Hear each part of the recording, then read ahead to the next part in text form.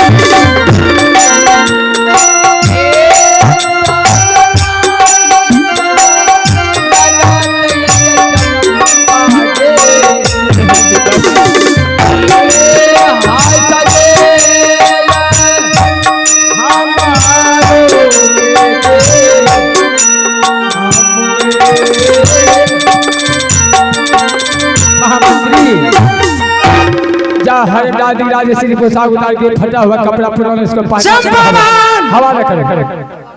अगर तूने अपने भाग विधाता का नाम स्वीकार नहीं कर रही है तो ये समझ लो कि तुम्हारे पिता ने कितना गंजन करेगा, कितना कोड़ा लगेगा, और हो सकता है कि जान भी मार सकता है। चंपावन, जो पिता ने जन्म दिया, पिता परमेश्वर होता है, उसे भाग विधाता कहना स्वीकार करो।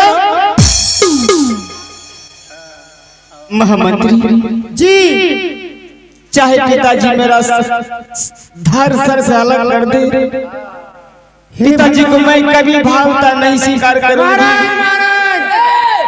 कठोता पानी लाला नाक रगड़ी की मरी मंत्री, जो मैं कहता हूँ सुनो। जा हर दादी को राजश्री पोशाक उतार करके फटी हुई कपड़ा पहना करके हवाला करो, जल्दी करो।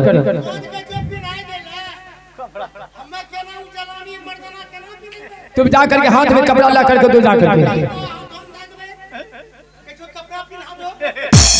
जाओ जल्दी